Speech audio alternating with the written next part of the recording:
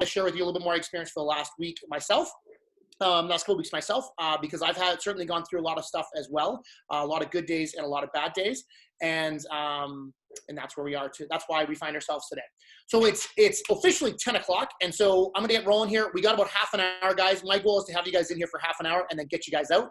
To give you a layout for the week today, we're just gonna talk about our minds and really watching what we're putting into our minds. I also want to share a quick tactical idea that I have that I'm gonna employ this week in my business.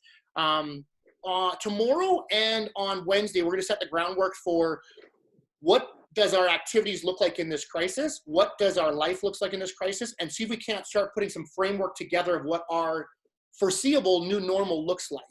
And Wednesday, I want to talk about outperforming the recovery that we have, or outperforming the economy. Thursday, I'm just going to do just a Q&A with everybody just as to what's working for me, what's not working for us in our business. And then Friday, I've asked my, you guys, a lot of you guys have heard of my buddy Ron. But I've asked him to come online. You know, for those of you who don't know Ron is, he's been in business he just turned 60. So he's been in business for the better part of 4 decades. And currently right now, he's in the oil business. And so he's sitting on about 1.5 million liters of oil that is virtually worthless. And so, and him and I have been talking a lot back and forth about just kind of what his perspective is. He's also seen a lot of these sorts of things come and go in the markets. And so I thought his wisdom would really share some good piece for us. So I wanted to get going here with a couple of different ideas. Number one is change your mindset. So I really think, and I really believe that the last 2 weeks has been a lot of shock and awe. And with a lot of shock and awe comes a lot of fear and a lot of searching for things. And so I think what really has to happen right now is that we know for the foreseeable what the next week looks like. And so we need to change our mindset and say, okay, so what does our customers need right now? What do our customers want right now? And how are we going to get in lockstep with those customers? Okay. Next thing on is a quick little piece on it is don't know what the world is going on. Stop worrying about it. Think positive and know what is true versus not true. You know, it was so interesting. Last week I seen a post on line that Amazon was stopping all of their shipments other than just non-essential things in the world. And so actually a good client of mine is trained to be the head of HR for the new Amazon warehouse happening in Edmonton. Her boyfriend is a really good investor that I have. He usually picks up a couple places a year. And she's also done a lot of cool investing with me as well. So I felt it was appropriate for me to reach out to her and be like, is this true? And she sends back, she's like, no, where did you hear that? I heard it on CNN is where I heard it. So here's the thing. Know what's true and not true. She's like, this is what Amazon was designed for, this kind of market right now. There is a lot of untruths right now. I would encourage you, if you are getting any of your information from news outlets, to question everything and dive into it. News outlets right now are designed to get an emotional reaction from you. That is the truth. They're not interested in what's true and not true. There has to be an element, but they're designed to get an emotional reaction. So know what's true. And just so you know, just because it's on the internet means it's probably not. I get my information direct from news media, direct from the news conferences where the person is speaking and from government websites. But even in the last week, I think the stage is set and we reasonably know where we are for the foreseeable future here. I think the idea is knowing what you should know as you go through this process.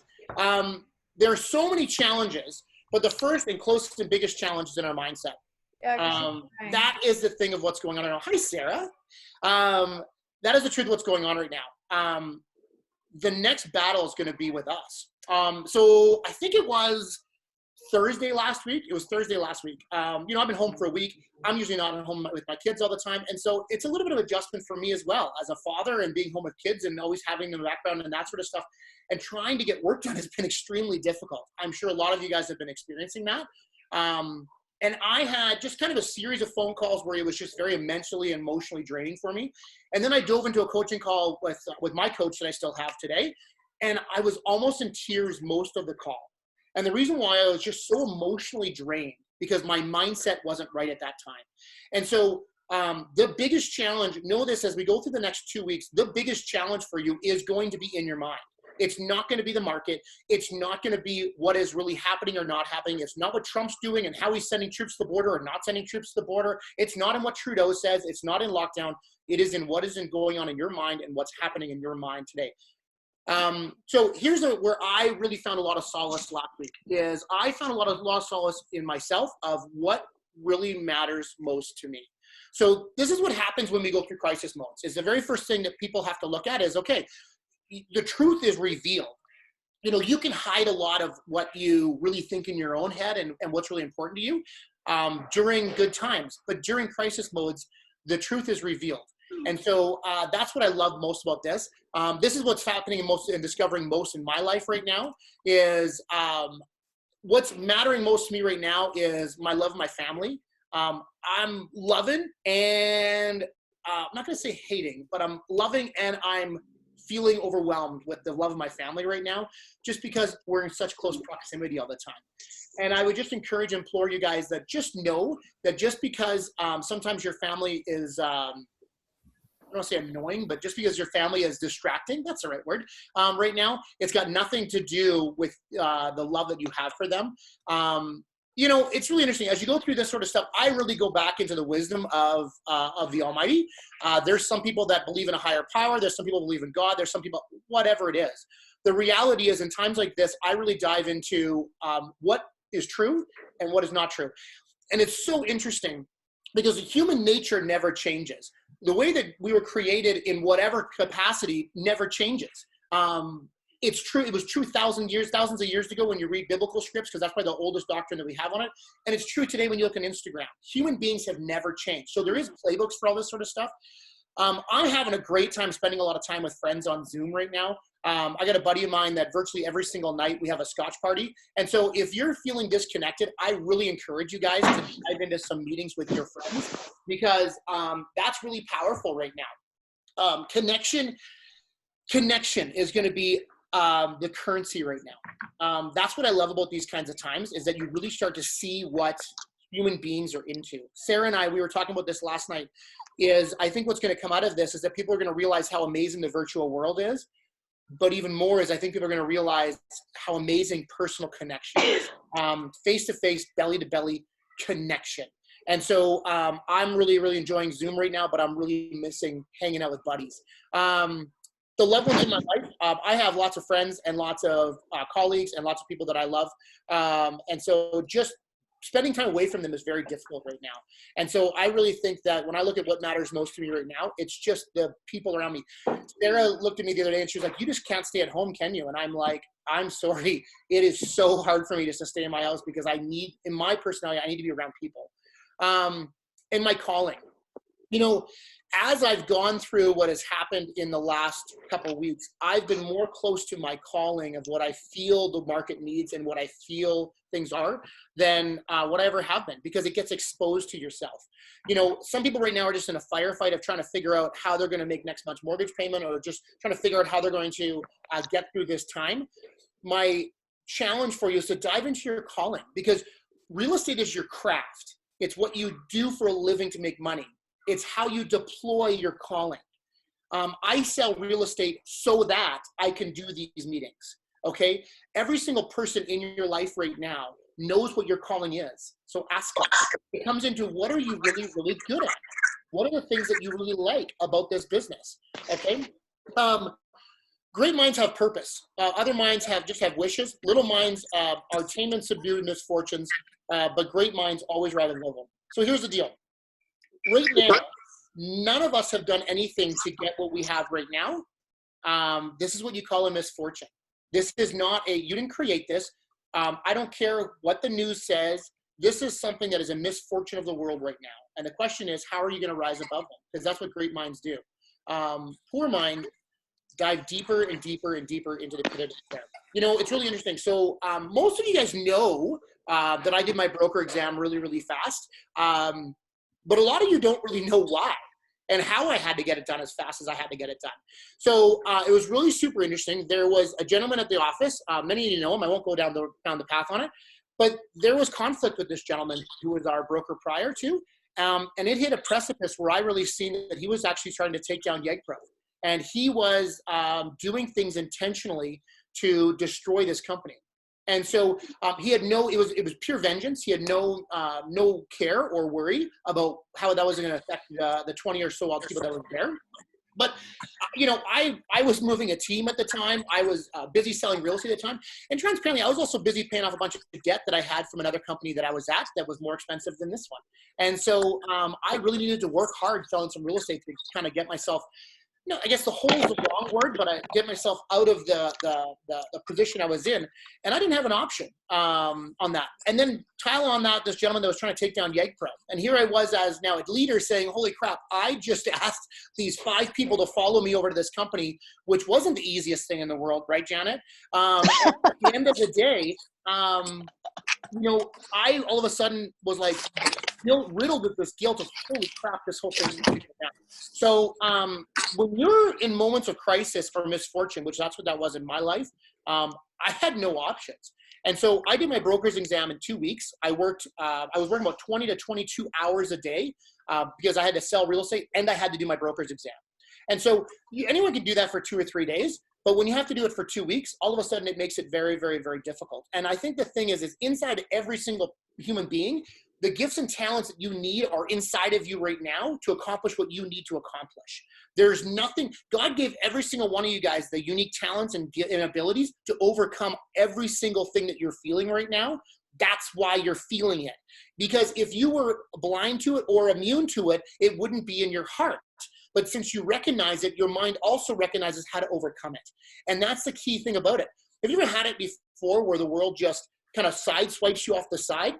That's because whatever came at you, you couldn't see, which also means then you didn't know how to overcome it because you couldn't see it. But every piece of fear you have in your mind today, you know how to overcome because it's real in your own heart.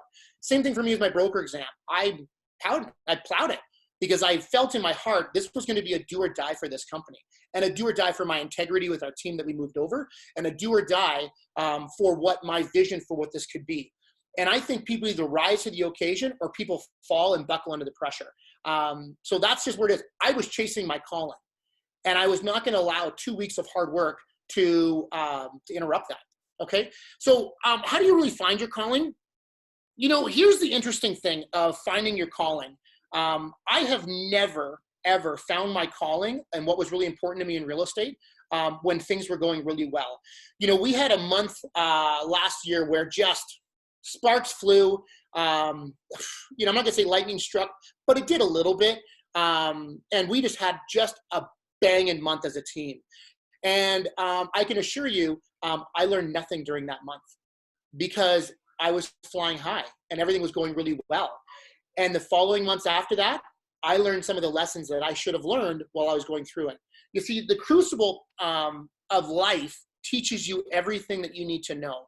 It's really interesting. Most people don't know what a crucible is. There's an image on the right side of the screen there, but it's the refining process of metal.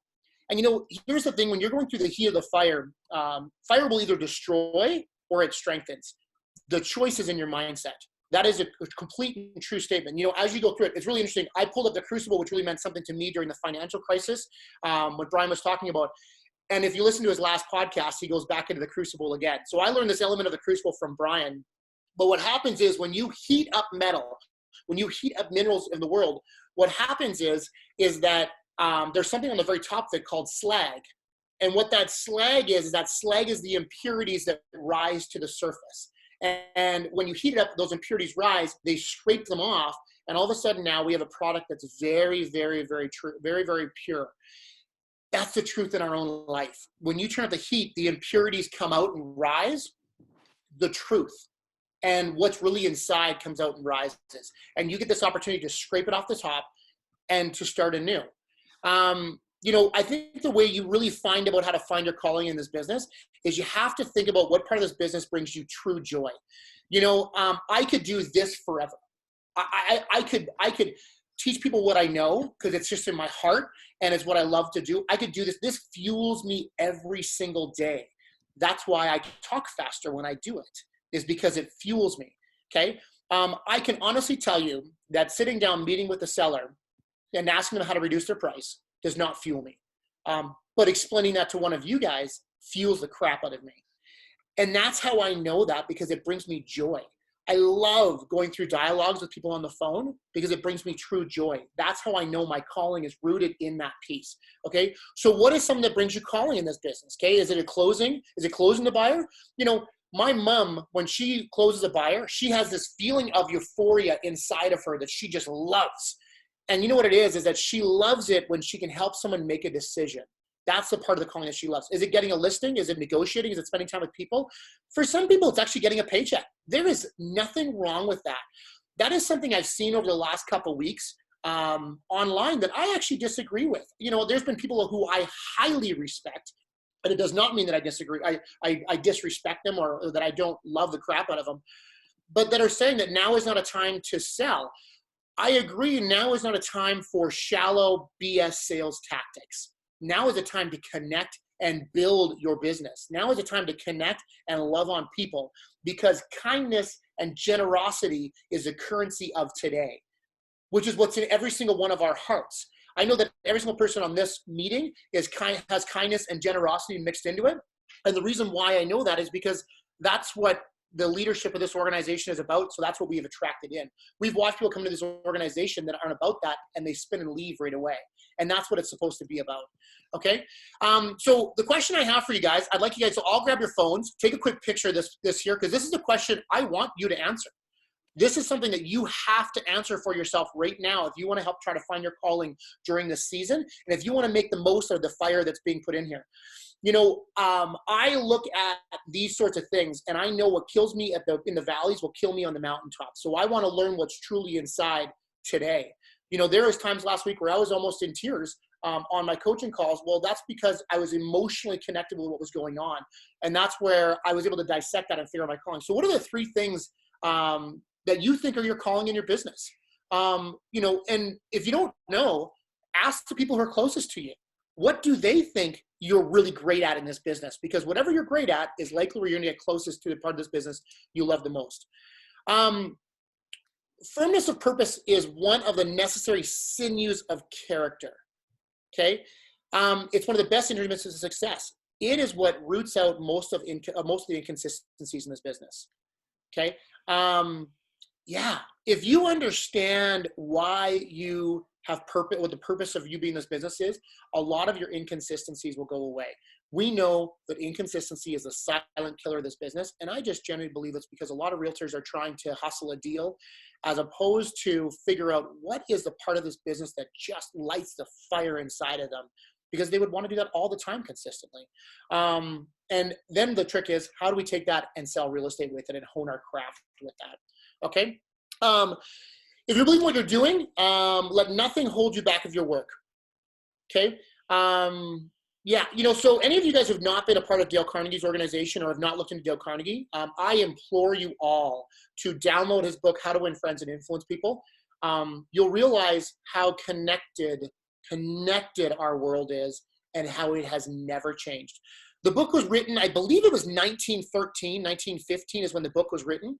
And you will realize that it was exactly the same back then. It was exactly the same in biblical times, and it's exactly the same today.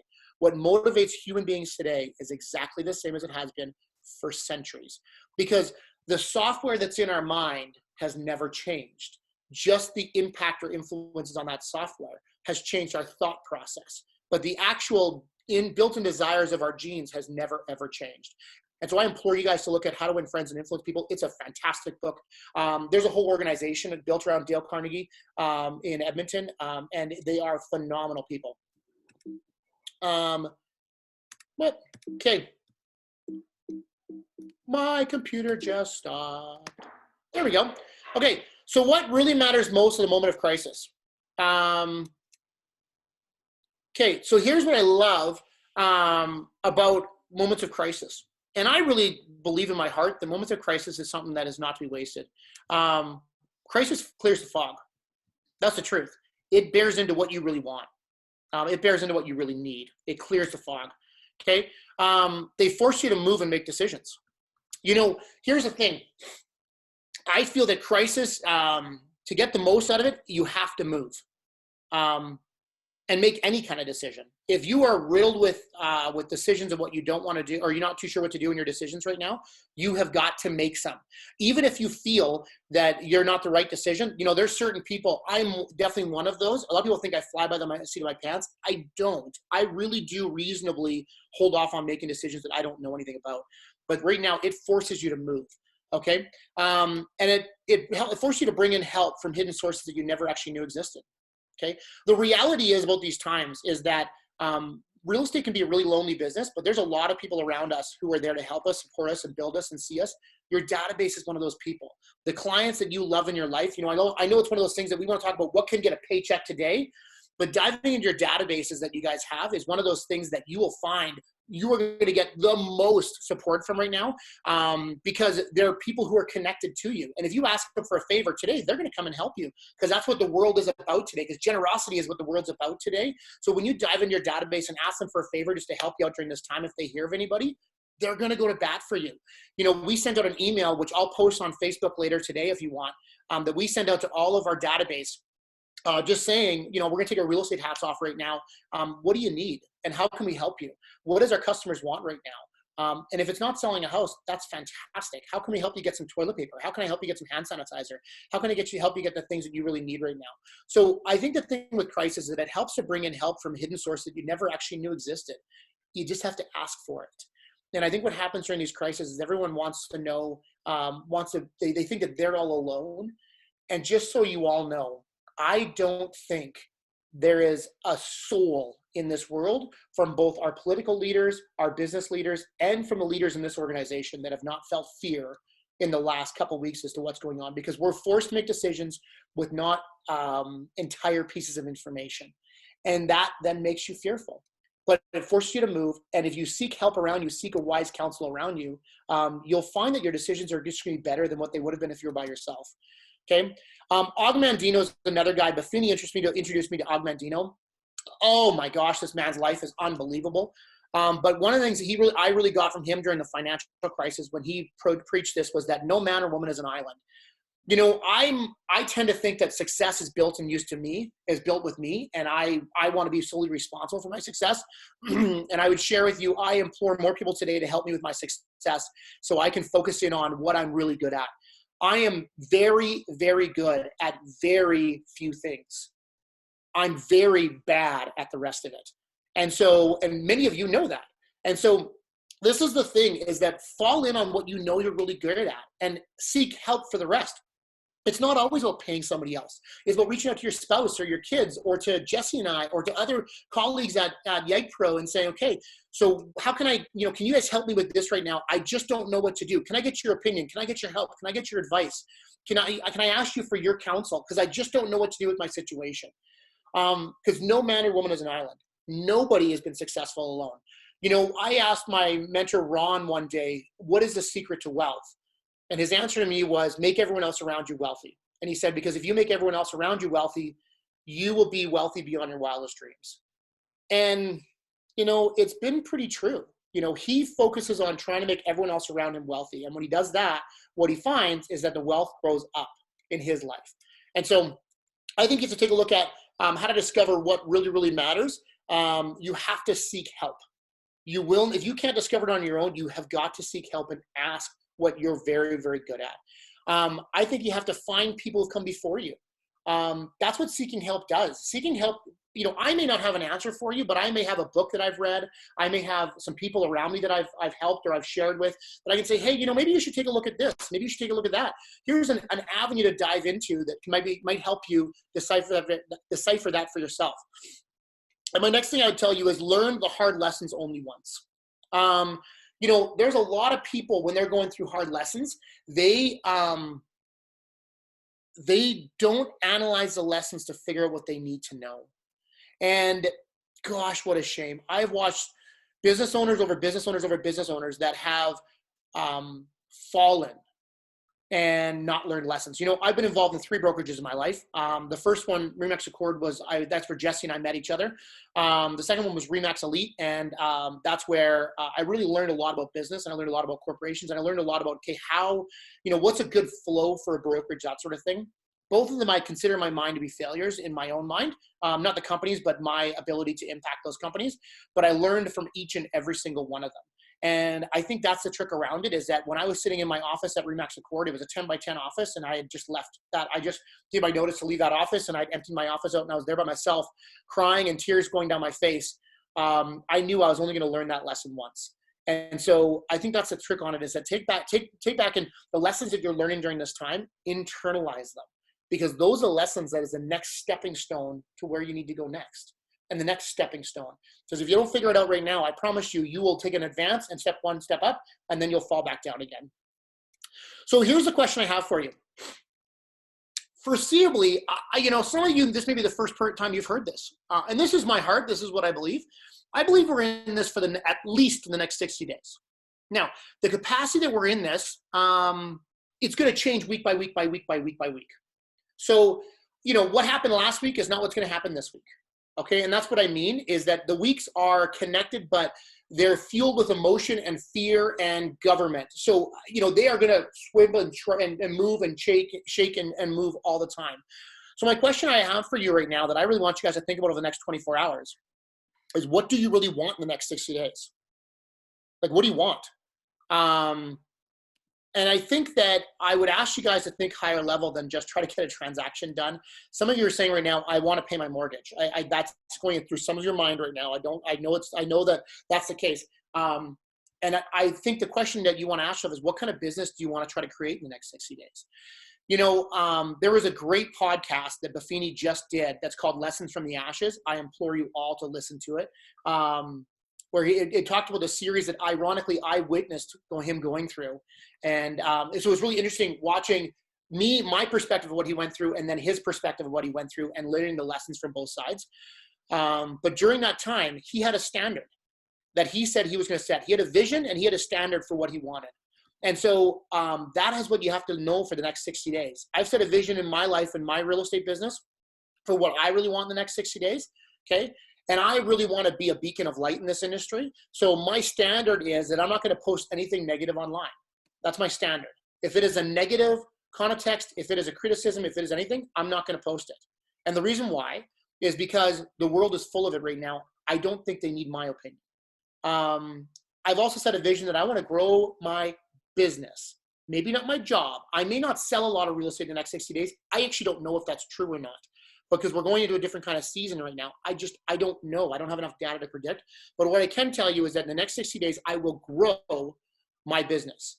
Okay, I'm going to bring in more tactics for my business side, for my business network. I'm going to do Zoom meetings. I'm going to reach out to people on LinkedIn and do Zoom meetings to make sure that, to make sure that they are, that I'm building my relationships as I go through it. I'm going to call and connect with every single one of my database people and ask them for help. Okay, that is my pieces for the next 60 days. I will grow my business over the next 60 days. My job part of it, I don't know what's going to happen with that yet. It's just too fast. Okay. So I'm going to close with this quick piece here on it. I know I'm over time because I always do that, and I'm sorry. Actually, I'm pretty close. Wow. There's been a couple major defining moments in my life. Some business, some not. Most of you guys have heard of Ron. Some of you guys have heard of Garrett. Some of you guys haven't. And so, it's really interesting. I heard a comment from one of the Buffini's podcasts that the other day that just cemented this thought in my head. And so during one of his podcasts, he said that the world is not as divided as the media tells us we are. And I thought to myself, I was like, wow, in the U.S. and in Canada, in Alberta for sure, you are conservative or you are liberal. You are Democrat or you are Republican. That impacts who you are.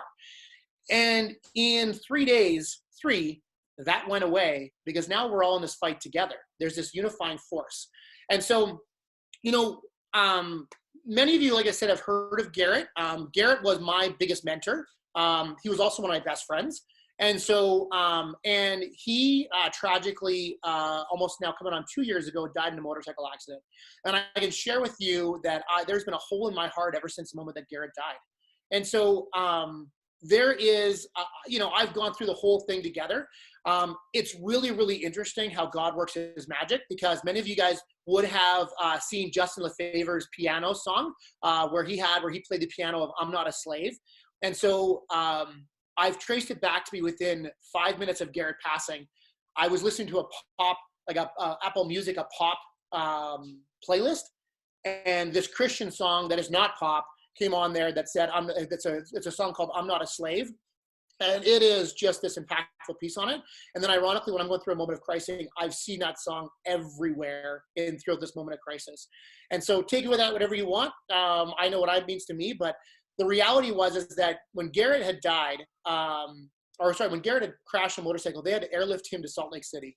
And so his wife was not with him. He was on a motorcycle trip with his boys. His wife was here in Edmonton with his daughter. And what most people don't know about Garrett's story is that Garrett created a company called GFL, which is the biggest garbage and waste management collection company in Edmonton. If you see green garbage trucks or green bins, that's Garrett's company that he created. He did it through pension money, and he was the president of that company. There's also a CEO named Patrick. And so Garrett and Patrick had a tumultuous time before he passed. Garrett had resigned from the company. Patrick refused to pay him his last bonusing, which is about $1 million.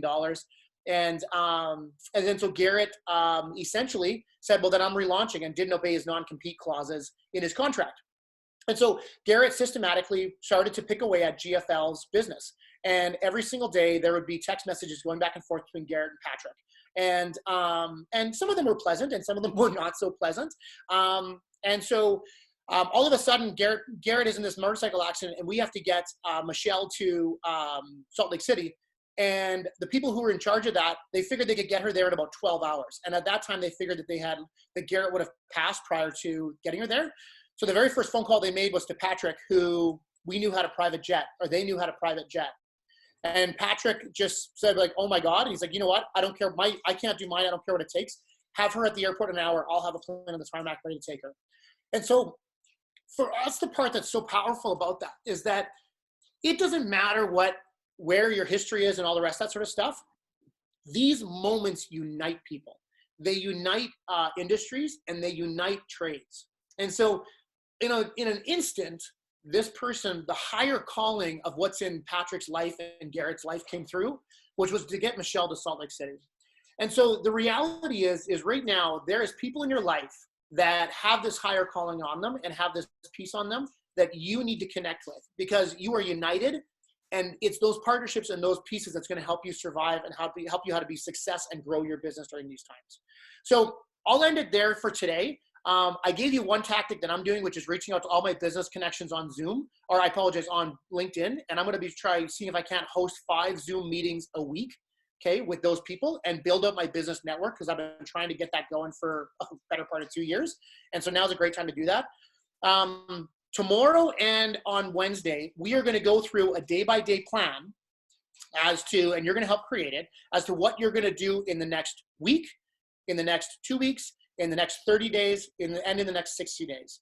Okay. I really believe during this time while you're at home, you need tactics, you need action items. You don't need send out a flyer. You don't need these other big things. You need day-by-day action items. So tomorrow we're going to start to create that.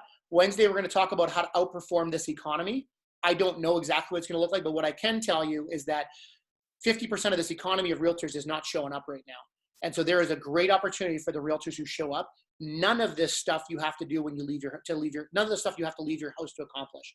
All of this stuff you can do from the comfort of your own house and build your business. Thursday, we do a Q&A with myself. I'm hoping I can get Jesse on that call as well, just of what's working, what's not working in our businesses. Because that's, I think, a really blessing that you guys have, is Jesse and I actively sell. I have scared sellers right now. I am scared at times myself. Jesse has the same. And so how are we handling that, and what's working, what's not working? And then Friday, we're going to talk to Ron, and Ron's just going to give us some wisdom of a 60-year-old who's been in business all of his life, and somebody who's been through a lot of these. And so, yeah, I hope that's encouraging to you guys today. Here's what I'd ask is, if you guys found this encouraging, I'm not going to share this on social media, but if you guys found this encouraging, or if there's some people you guys talk to that you guys think would really, really benefit from this is going to be an open forum. I'm just not going to post it on Members RE, which PS, I've stopped looking at that Facebook page. But so if you guys feel this has been impactful and good for you guys today, and you guys feel there's other agents in the marketplace, invite them onto this, send them the link. This is not a YEG Pro only thing. This is an industry thing. I just think that right now, there is a lot of shaming going on and a lot of judging going on. And it is not for me to tell you how to run your business or how to act. All I would share with you is just be very careful, be very cautious. Don't be a part of the statistic, be a part of the help that gets this. get you this and get out there and grow your businesses during this season. Yeah, if there's anything else that you guys need from Jess and I, we are here. We are a resource. You know, we're going to give you guys the best of what we have, because I can tell you this without a shadow of a doubt. This will be our greatest time. This will be, we will be at our best during this time, and we will rise to the occasion of whatever this is, because we have to, and we will. That's it. Hope you guys are going to have an amazing week. Start today. Get some Zoom meetings set up this week. Everybody wants to do it. If you don't know how to do Zoom, congratulations, you have logged on to a Zoom meeting for the first time successfully. Get connected to people this week. Cool? That's it. I'm done. Bye.